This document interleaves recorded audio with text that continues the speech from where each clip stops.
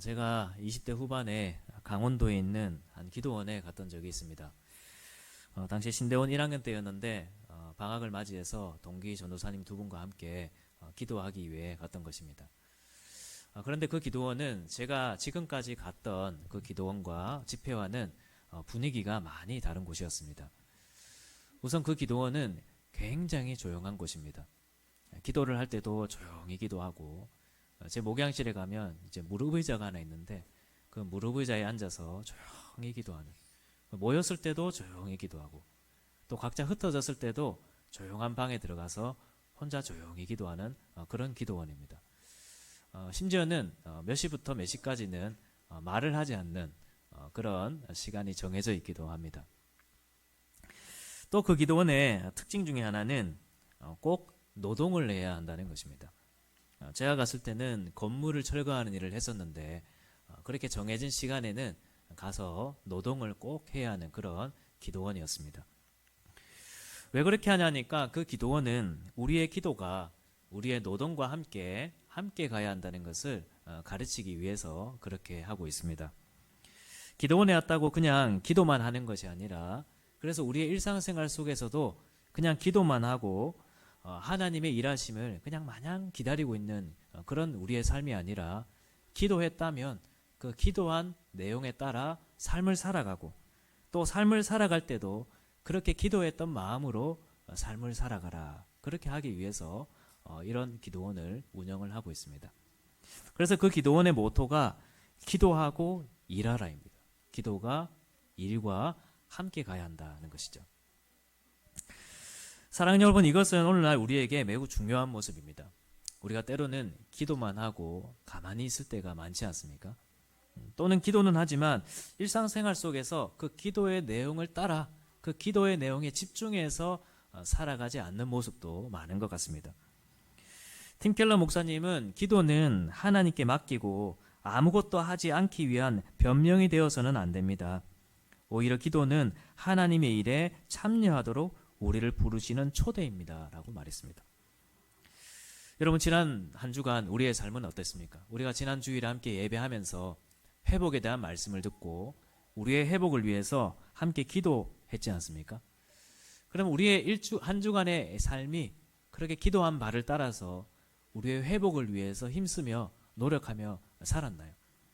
아니면 그냥 하나님께 기도했다고 하면서 그냥 좋은 말로 나는 하나님께 그냥 다 맡겼습니다, 그냥 나는 하나님께 다 맡겼습니다, 그렇게 말하고 그냥 가만히 있지는 않았습니까?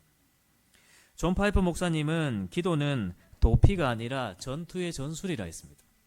우리가 기도하는 것은 한 주간에 무너진 그 삶이 너무 참 보기 싫고 힘들어서 그냥 기도의 자리로, 예배의 자리로 도피해 와 있는 것이 아니고, 우리가 그 무너진 자리를 다시 일으키기 위해서 예배하고 기도하는 것입니다.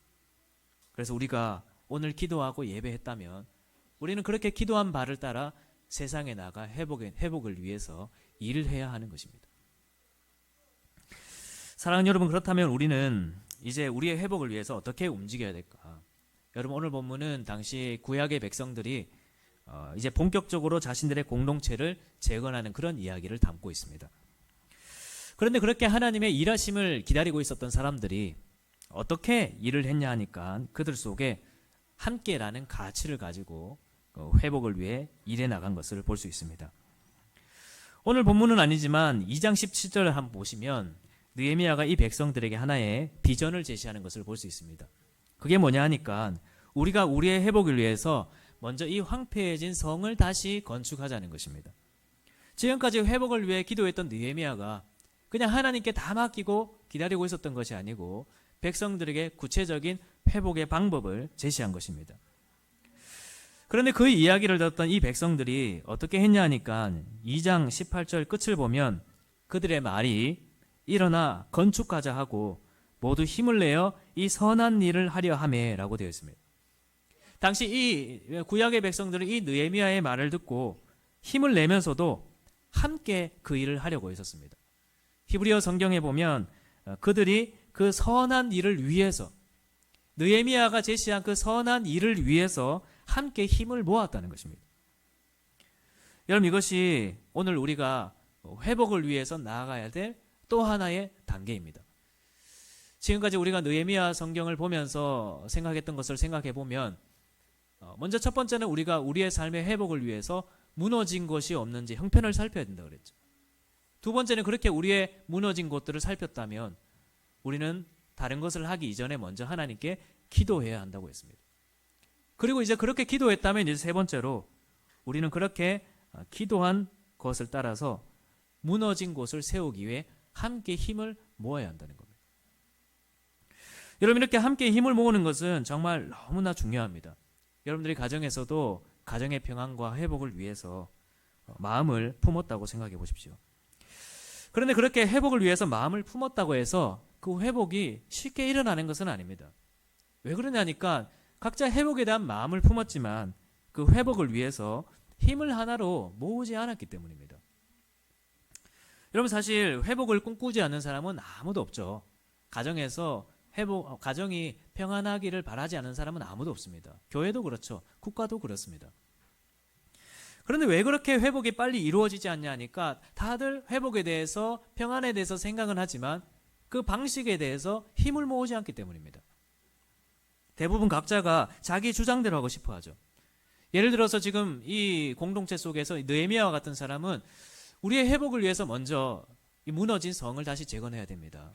그런 얘기가 하는 사람이 있는 반면에 어떤 사람들은 우리의 회복에 대해서 그거보다는 이 내부의 문제가 더 먼저 우선이지 않을까요?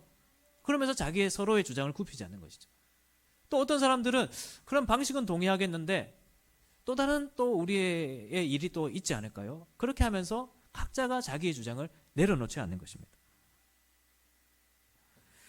여러분, 우리가 정말 회복을 바란다면 동일한 가치를 품을 뿐만 아니라 그 가치를 이루기 위한 그 방식에 있어서도 함께 힘을 모아야 하는 거예요. 왜냐하면 그것이 우리가 그 선한 가치, 우리가 붙들고 있는 그 선한 일을 이룰 수 있는 유일한 방법이기 때문입니다. 여러분, 생각해 보십시오. 여러분의 가정에서 회복을 꿈꾸고 있는데 남편 입장에서는 여보, 우리가 지금 집안일이 이렇게 많아서 조금 서로 힘든데 TV 보면서 빨래를 좀 개면 안 될까? 제가 지난주에 얘기했던 내용은 아닙니다. 빨래가 이렇게 있으니까 TV 보면서 빨래를 좀 개면 안 될까? 남편 생각은 그런 것이죠. 근데 아내 입장에서는 아니 싫어, 난 TV 볼 때 나는 온전히 쉬고 싶어. 그렇게 하면 이게 타협이 안 되는 것이죠. 그 외에도 남편 입장에서는 아내가 이렇게 해주기를 바라고, 반대로 아내 입장에서는 남편이 이렇게 해주기를 바라는 그 주장이 서로 힘이 모아지지 않으면 절대로 그 가운데는 회복이 이루어질 수가 없는 것입니다. 그래서 우리는 이 점을 꼭 기억해야 됩니다. 우리가 회복을 꿈꾼다면 먼저 그 회복에 대한 동일한 가치를 품어야 되고, 그 다음에는 반드시 그 회복을 이루기 위한 방식에 있어서도 함께 힘을 모아야 한다는 거예요. 동일한 가치를 품고 있는데 그렇게 동일한 가치를 품고 있는 사람들이 서로 충돌을 하고 있다면 우리는 반드시 방법적인 부분에 있어서도 힘을 모으고 있는지를 돌아봐야 하는 것입니다. 그렇지 않고 우리 모두가 선한 마음을 품고 있고 회복에 대한 마음을 가지고 있으니까 우리 각자 알아서 한번 해보자 그러면 절대로 그곳에는 회복이 일어날 수 없는 거예요. 실제로 일어날 수가 없습니다. 이상적인 것이죠. 여러분, 하나님이 일하심도 한번 생각해 보십시오. 우리 삼위일체 하나님께서 우리의 구원을 위해서 영원전에 의논하셨습니다. 동일한 가치를 품으신 것이죠. 죄로 말미암아 죽어있는 우리를 다시 살리시려는 그런 가치를 품으신 것입니다. 그런데 그런 가치를 품으신 성부, 성자, 성령 하나님께서, 성부 하나님께서 성자 하나님에게 네가 가서 십자가에 못 박혀 죽어야겠다, 그렇게 얘기하시는데 성자 하나님은 그거보다는 다른 방법이 또 있지 않을까요? 또 성령 하나님은 또 다른 방법이 또 있을 것 같은데, 그렇게 얘기했다면 그 하나님이 우리를 구원하시려고 하셨던 그 회복의 역사가 우리 가운데 일어날 수 있었을까요? 그런데 우리 예수님의 기도가 무엇이었습니까? 내 뜻대로 하지 마옵시고 아버지의 뜻대로 하옵소서. 그렇게 동일한 비전에 대해서 함께 마음을 품을 뿐만 아니라 그 비전을 이루기 위한 그 방식에 대해서도 함께 뜻을 모으셨기 때문에 그 회복의 역사가 우리 가운데 실제로 일어날 수 있게 된 것입니다. 그래서 우리도 회복을 꿈꾼다면 반드시 그 회복을 위한 방법에 대해서도 함께 힘을 모아야 되는 거예요. 가정에 어려움이 있다면 각자가 서로 가정을 회복하기 위해서 마음을 품고 있다는 것은 다 압니다. 그렇다면 모여서 방법에 대해서 서로 힘을 모으세요. 각자 자기 주장대로 하지 말고. 교회에서도 그렇습니다. 우리가 교회의 회복이라는 동일한 비전을 품고 있다면 이 비전을 이루기 위한 그 방식에 있어서도 우리가 함께 힘을 모아야 되는 거예요. 저는 요즘 개인적으로 우리 교회를 돌아보면서 부족했던 점들이 없을까 생각을 해보고 있습니다. 특히 새가족들이 정착하지 못했던 일들이나 또는 지금까지 우리 교회를 떠나갔던 성도님들을 보면서 우리가 보수해야 할 부분은 없을까? 물론 하나님께서 다른 곳들을 통해 신앙생활을 하게 하신다면 그건 하나님의 뜻이겠죠. 그런데 그렇다고 해서 우리에게 나에게 문제가 없다고 말할 수는 없는 것입니다. 하나님의 뜻이니 하나님 뜻대로 하시겠지. 그건 아니죠. 나에게 부족한 건 없을까? 나에게 보완해야 될 것은 없을까? 우리가 서로를 더 이해하고 품을 수 있는 공동체가 되기 위해서 우리가 보수해야 될 것은 없을까? 그런 생각을 하게 되는 것입니다. 그래서 이제 우리가 조금씩 변화를 주고 있습니다. 그런데 중요한 것은 뭐라고요? 우리가 이 일에 함께 힘을 모으는 것입니다. 물론 다른 방식이 있을 수 있습니다. 그 방식도 우리 교회의 회복이라는 동일한 가치 속에서 나온 방식이겠죠. 하지만 그 방식이든 이 방식이든 중요한 것은 우리가 힘을 하나로 모아야 된다는 거예요. 그래야 우리가 추구하고 있는 이 교회의 회복, 또 여러분들의 가정에서는 그 가정의 회복, 여러분 삶의 회복이 실제로 일어날 수가 있는 것입니다. 사랑하는 여러분, 그렇다면 이제 구체적으로 우리가 그렇게 회복을 위해서 하나로 힘을 모았다면 이제 우리는 어떻게 힘을 하나로 모아야 될까? 우리가 읽은 오늘 말씀 28절부터 한번 볼까요? 28절에 보면 이렇게 말씀을 합니다. 마문 위로부터는 제사장들이 각각 자기 집과 마주대한 부분을 중수하였고, 29절에 보면 그 다음은 임멜의 아들 사독이 자기 집과 마주대한 부분을 중수하였고, 또 30절 중반에 보면 한운이 한 부분을 중수하였고, 또 30절 끝에도 보면 무술람이 자기의 방과 마주대한 부분을 중수하였고. 여러분, 오늘 말씀이 말하는 것이 뭡니까? 각자에게 주어진 그 한 부분을 잘 감당하면서 함께 그 일을 위해 힘을 모았다는 것입니다. 여러분, 이것이 이 3장 전체의 메시지입니다. 앞에 보시는 이 지도가 당시 이스라엘 백성들이 재건했던 그 성벽의 모습인데, 이 3장 1절부터 끝까지 이 부분들을 모두가 다 각자에게 맡겨진 그 한 부분을 성실하게 감당함을 통해 함께 이 성벽을 재건해가는 역사를 이루어냈다라고 3장은 이야기하고 있는 거예요. 여러분, 하나님께서 우리에게 주신 한 부분도 반드시 있을 것입니다. 어떤 분들에게는 찬양이라는 한 부분이 있을 수 있을 거예요. 어떤 분들에게는 사람을 환영하고 맞이하는 그런 한 부분이 있겠죠. 또 어떤 분들에게는 사람을 돌보거나 또 자녀들을 잘 교육하고 돌보는 그런 한 부분이 있을 것입니다. 그 외에도 제가 다 언급하기 어려울 정도로 우리 교회에 보면 정말 다양한 은사들이 많이 계시죠. 가정에서도 그렇습니다. 참 감사한 것은 하나님께서 우리를 똑같은 사람으로 만들지 않았다는 거예요. 하나님은 우리를 다양하게 만드셔서 서로의 부족함을 보충하게 해주셨습니다. 그래서 가정에서도 보면 집안일을 잘하는 사람이 있는가 하면 아이들을 잘 돌보는 사람이 있기도 합니다. 또 서로 감정이 상했을 때 둘 다 입 다물고 있으면 해결이 안 되죠. 그런데 보면 한 사람이 먼저 말을 열어서 다가가주는 사람이 있기도 합니다. 또 어떤 사람은 가정의 재정을 잘 관리하는 그런 사람이 있기도 하죠. 하나님은 우리를 우리에게 그런 한 부분들을 다 맡겨주셨다는 것입니다. 그리고 그렇게 맡겨주신 한 부분을 성실하게 잘 감당하는 것을 통해서 우리가 함께 그 회복을 이루어가도록 해주신 것입니다. 함께라는 가치 속에는 반드시 한 부분이라는 가치가 함께 가야 됩니다. 여러분, 물론 이 말은 우리가 해야 할 모든 일을 n분의 1을 한다는 것이 아닙니다. 여기에서 한 부분은 모두에게 똑같은 양을 맡긴다는 것이 아니죠. 하나님은 어떤 사람에게는 5달란트, 어떤 사람에게는 2달란트, 어떤 사람에게는 1달란트를 맡기셨습니다. 오늘 본문도 보십시오. 어떤 사람들은 자기 집에서 가까운 부분을 재건하기도 했었습니다. 그런데 어떤 사람들은 자기 집에서 먼 부분을 감당하기도 했었어요. 2절에 나오는 여리고 사람들이 그런 사람들입니다. 또 어떤 사람들은 한 부분이 아니라 두 부분을 감당한 사람들도 있었습니다. 5절에 보면 드고아 사람들이 한 부분을 중수했다 되어 있는데 27절에 보면 그 드고아 사람들이 또 다른 한 부분을 더 맡았다고 그렇게 기록을 하고 있습니다. 그러니까 여기에서 중요한 것은 하나님께서 각자의 형편과 상황에 따라서 맡겨주신 한 부분이 다 있다는 것입니다. 그것이 클 수도 있고 작을 수도 있지만 하나님은 모든 사람에게 한 부분을 맡기셨다는 거예요. 하나님께서 주신 은사가 많고 또 그럴 만한 형편이 되는 분들은 그 맡긴 한 부분이 클 수 있겠죠. 5달란트 맡은 사람처럼. 반대로 어떤 사람들에게는 그 한 부분이 작을 수도 있습니다. 심지어 어떤 사람들에게는 오늘 이 예배에 참석하는 이것이 그들에게 맡겨진 한 부분일 수도 있습니다. 제가 지난 추석 때 그걸 정말 느꼈거든요. 이렇게 함께 예배하다가 사람이 많이 없으니까 이 설교자가 힘이 안 나요. 여기에 앉아서 예배하는 그 자체가 이 우리의 예배의 중요한 한 부분이 될 수 있는 것입니다.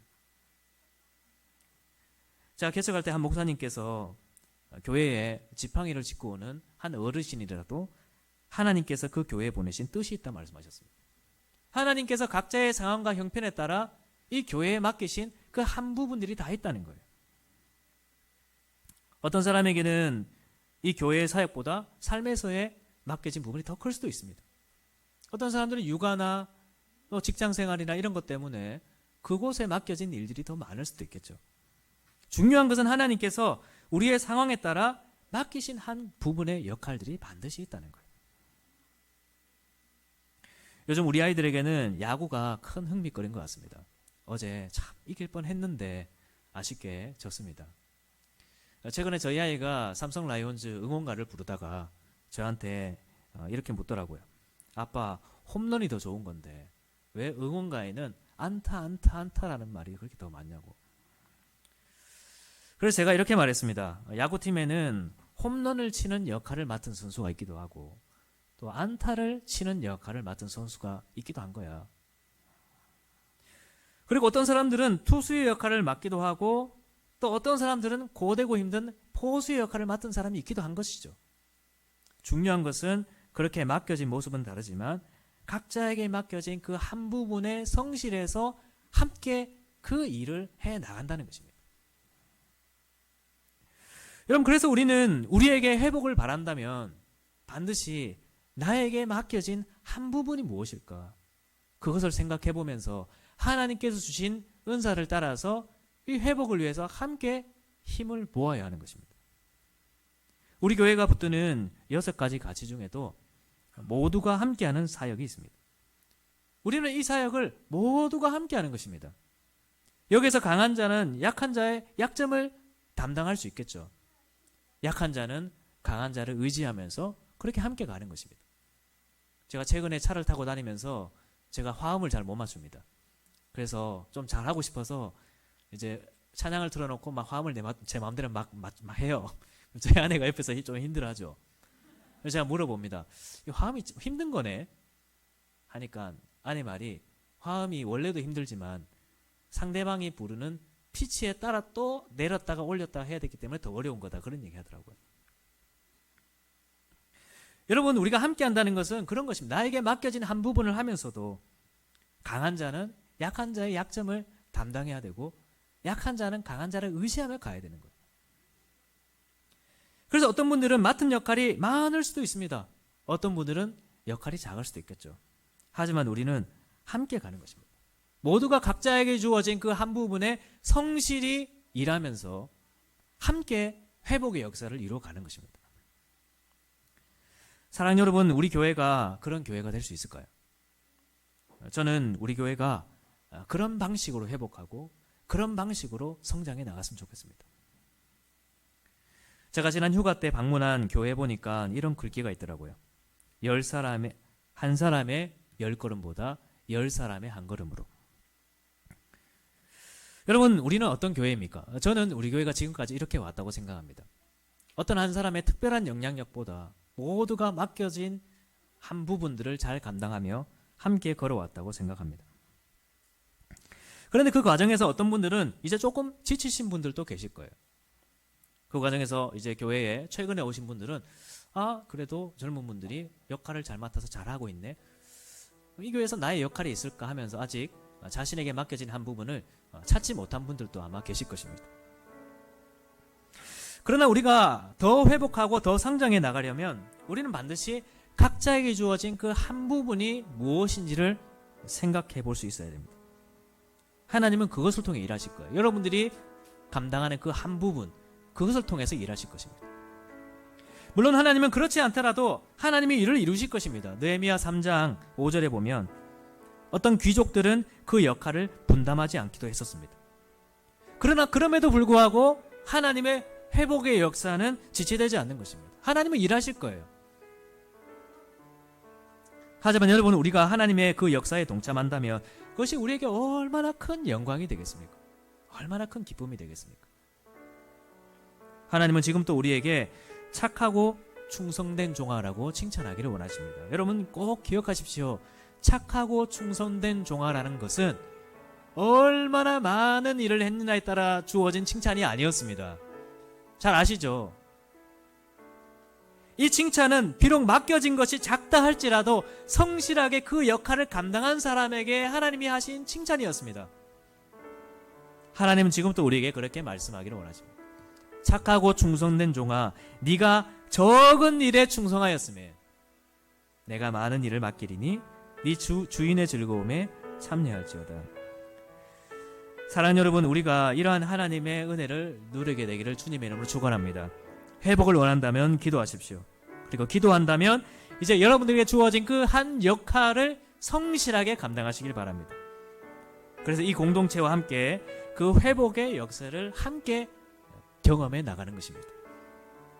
그저 어떤 한 사람에게 그냥 너무 의지하면서 한 사람의 큰 영향력으로 회복되는 것이 아니라, 또는 우리 모두가 회복에 대한 마음을 가지고 있으니 그냥 각자 도생하는 것이 아니라, 아니면 기도하면서 우리는 하나님께 다 맡겼다 그러면서 그냥 하나님께 도피하고 있는 것이 아니라, 우리가 기도한 것을 따라서 하나님께서 일하실 줄 믿고 함께 한 마음과 한 뜻으로 자기에게 주어진 그 한 부분을 성실하게 감당하며 함께 이 회복의 역사를 이루어가는 것입니다.